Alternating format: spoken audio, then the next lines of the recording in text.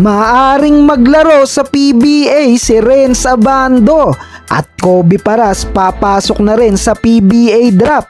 Magiging exciting ulit ang PBA pag nangyari to at ilan sa mga aabangan sa paparating na PBA draft. Pero bago tayo magsimula, huwag kalimutang mag-subscribe. Pindutin mo na din ang notification bell para sa mga basketball updates. So kahapon ay tapos na ang semifinals ng PBA.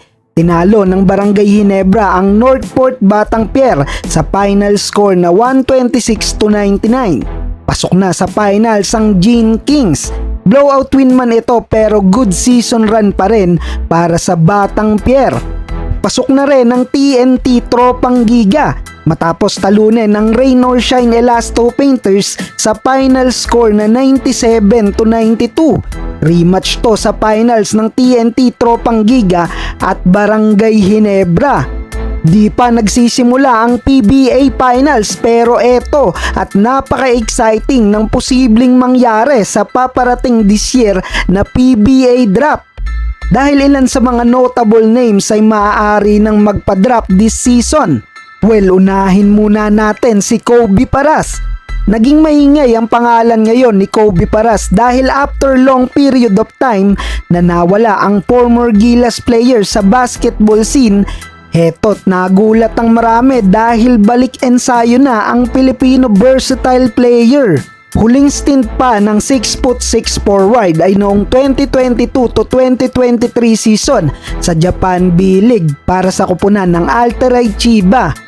Hindi naging ganong kaganda ang numero ni Kobe sa B-League at nag-part way sa Alteray Chiba. At sa isang interview, sinabi ng PBA legend at ama na rin ito na si Benji Paras na hinihikayat nito na dito na maglaro sa Pilipinas at magpa-drop sa PBA.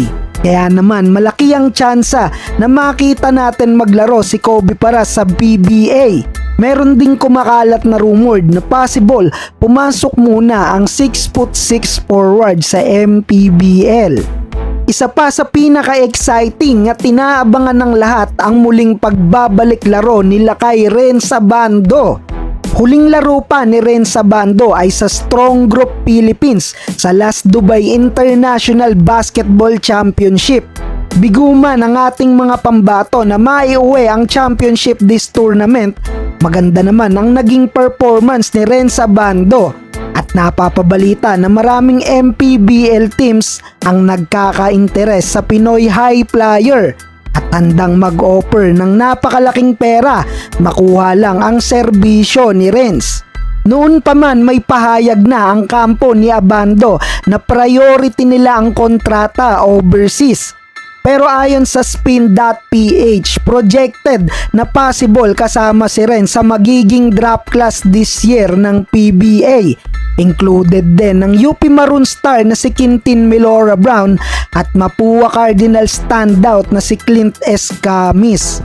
Exciting din na abangan ng possible pagpapadraft ng Lasal superstar na si Mike Phillips. Nakasama to ni Kevin Cambao sa last title run nila sa championship kontra sa UP bago pa man lumipad si KQ sa Korea at maglaro sa KBL. Isang 6'8" athletic center at isa rin siya sa key players ng Lasal Green Archers over the past years.